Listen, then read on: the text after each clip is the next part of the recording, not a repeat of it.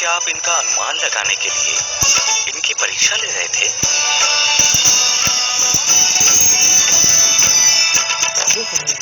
परीक्षा लेना अच्छी बात है ब्रह्मदेव। जैसे अग्नि में जलकर सोना निखर कर आता है, उसी तरह परीक्षा की अग्नि में जलकर मनुष्य का स्वरूप निखर कर आता है।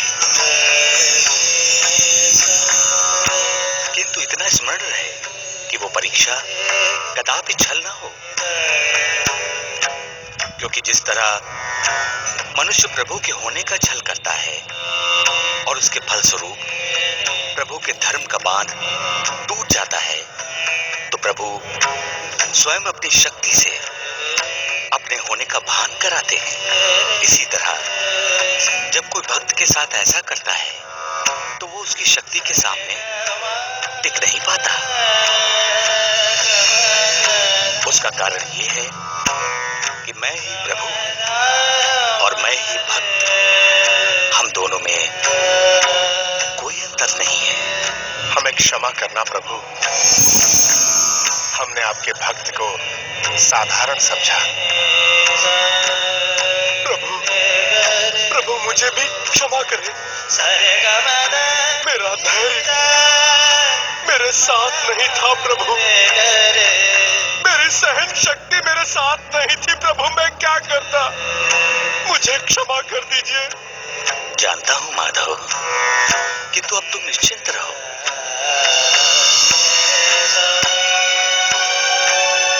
तुम्हारी पत्नी को अब कुछ नहीं होगा और तुम्हारे सारे कष्टों का अब निवारण भी होगा।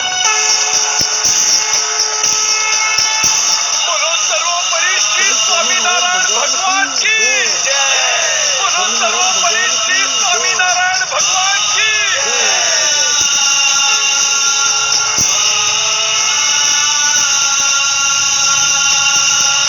प्रभु।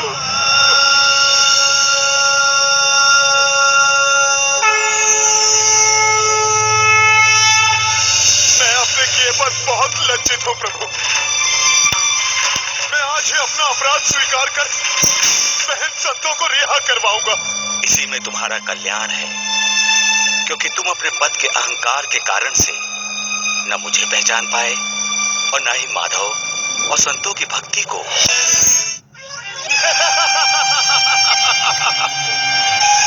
आज मैं बहुत खुश हूँ। आज मैंने संतों और उसके पति से अपने अपमान का बदला ले लिया। आज संतों कारागार में है और वो माधव वो यहाँ बाहर छुपता फिर रहा है। बहुत गुमान था ना उसे अपने स्वामीनारायण भगवान पर।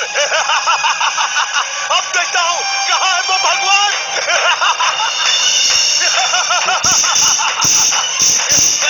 अरे कौन मारा ये, कौन मारा ये, कौन है ये, बचाओ। अरे क्या कर रहे हो, क्यों मार रहे हो, क्यों मार रहे हो, बचाइए, बचाओ। अरे कहाँ जा रहे हो, रुक जाओ।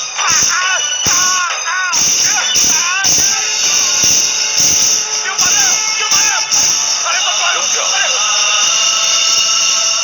आपका बहुत बहुत धन्यवाद, आपने हमें बचा लिया। कौन है आप? मैं वही जिसे तुम चुनौती दे रहे थे। मैं सर्वोपरि श्री स्वामीनारायण भगवान। स्वामी स्वामी नारायण भगवान, मुझे क्षमा कर दीजिए भगवान, मुझे क्षमा कर दीजिए। मुझे नहीं, आपके अस्तित्व का भान नहीं था प्रभु, वरना मैं ऐसी भूल कभी नहीं करता। क्षमा मुझसे नहीं, जाकर माधव और संतों से मांगो, जिन्हें तुमने झूठा आरोप लगाकर दंडित किया है। मैं अपने किए पर बहुत लज्जित हूँ प्रभु। मैं आज ही अपना अपराध स्वीकार कर बहन संतों को रिहा करवाऊंगा। इसी में तुम्हारा कल्याण है, क्योंकि तुम अपने पद के अहंकार के कारण से न मुझे पहचान पाए और न ही माधव और संतों की भक्ति को। तुम ये भूल गए कि पद और जन्म से मनुष्य बड़ा नहीं होता। मनुष्य तो बड़ा होता है अपने कर्मों से। मैं आपके कथन को समझ गया प्रभु। मैं अब आपके किसी भी भक्त का उपहास नहीं करूंगा। यदि तुम्हें अपने किए पर ग्लानि है और अपने अपराध का आभास, तो यही तुम्हारे लिए पर्याप्त है। जाओ जाओ और जाकर अपनी भूल सुधारो।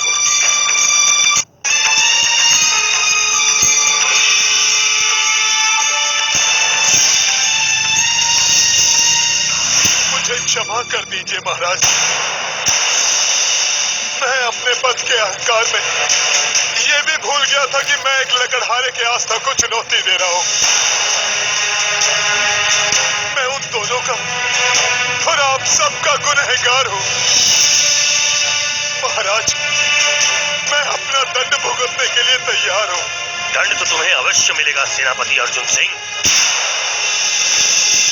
किंतु ये दंड तुम्हें हम नहीं बल्कि माधव और संतो देंगे, क्योंकि हमसे अधिक वो तुमसे आहत हुए हैं। जाओ जाकर माधव को बुला लाओ।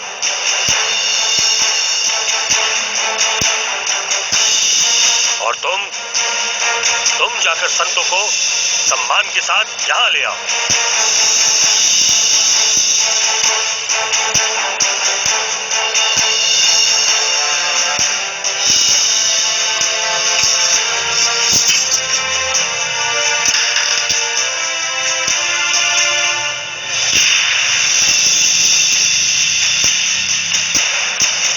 चलिए, महाराज ने आपको बुलाया है।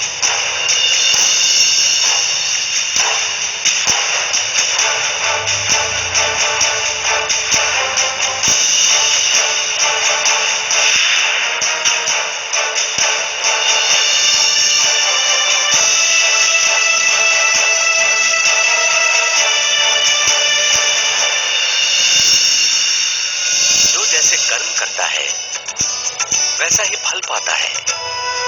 अतः मनुष्य को चाहिए कि वो ऐसे कर्म करे जिसमें उसका और समाज का उत्थान हो और पूरे विश्व का कल्याण हो।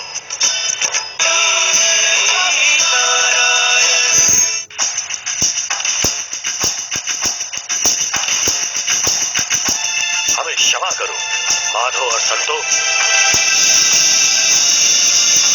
हमारे राज्य के सेनापति की धूर्तता के कारण आप दोनों को बहुत कष्ट उठाना पड़ा। हाँ बहन, हम सेनापति की बातों में आ गए थे। हमें क्षमा कर दो। नहीं राजकुमारी जी, आप क्षमा ना मांगे। हमारे साथ जो हुआ वो हमारा भाग्य था। ये तो आपका बड़प्पन है माधव भाई, किंतु अगर आप चाहें तो हम सेनापति को वही दंड देंगे जो आप निर्धारित करेंगे। बताइए, क्या दंड दिया जाए? नहीं राजकुमारी जी, इन्हें क्षमा कर दीजिए। स्वामी श्री सहजानंद जी महाराज भी यही कहते हैं, जो मनुष्य अपने अपराध के लिए क्षमा मांग लेता है उसे दंड देना उचित नहीं है। उसे तो एक अवसर प्रदान करना चाहिए ताकि वो अपने किए अपराधों के लिए प्रायश्चित कर सके। आपके सुविचार जानकर हम बहुत प्रसन्न हुए। आपके कहे अनुसार हम सेनापति को सुधरने का एक अवसर देते हैं और आपको राज्य का कोषाध्यक्ष नियुक्त करते हैं।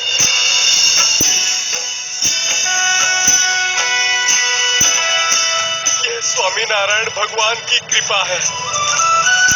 बोलो स्वामी नारायण भगवान की, बोलो स्वामी नारायण भगवान की।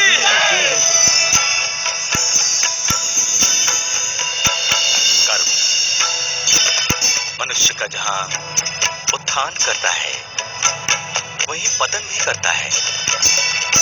अर्थात मनुष्य के उत्थान और उसके पतन के लिए उसके कर्म ही उत्तरदायी है। यदि मनुष्य कर्म अच्छे करता है तो उसका उत्थान होता है, और यदि वो बुरे कर्म करता है तो उसका पतन होता है। अर्थात जो जैसे कर्म करता है वैसा ही फल पाता है। अतः मनुष्य को चाहिए कि वो ऐसे कर्म करे जिसमें उसका और समाज का उत्थान हो और पूरे विश्व का कल्याण हो। बोलो सहजानंद स्वरूप पूर्ण पुरुषोत्तम स्वामीनारायण भगवान की। बोलो सहजानंद स्वरूप पूर्ण पुरुषोत्तम स्वामीनारायण भगवान की।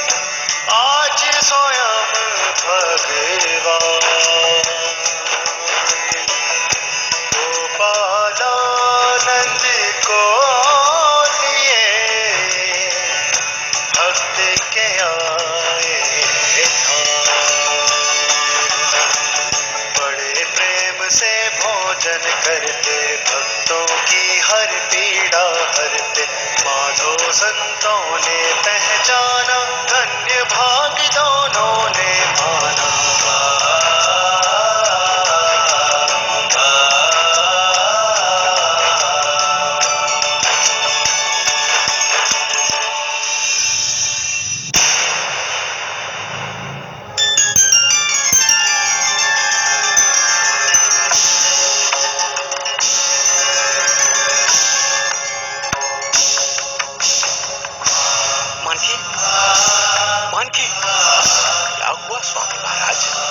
किसे पुकार रहे हैं? उसी को जो हमारे आदेश को पूरा करने के लिए यहाँ आई है और अब हमारी प्रतीक्षा कर रही है। आप किसकी बात कर रहे हैं? हम अपनी घोड़ी मानकी की बात कर रहे हैं सूरा खच्चर जी। लेकिन इस समय वो है कहाँ स्वामी महाराज? वो मीनापुर के मनभा के पास है। अतः आप किसी को संदेशा भिजवाकर हमारी मानकी को यहाँ ले आइए।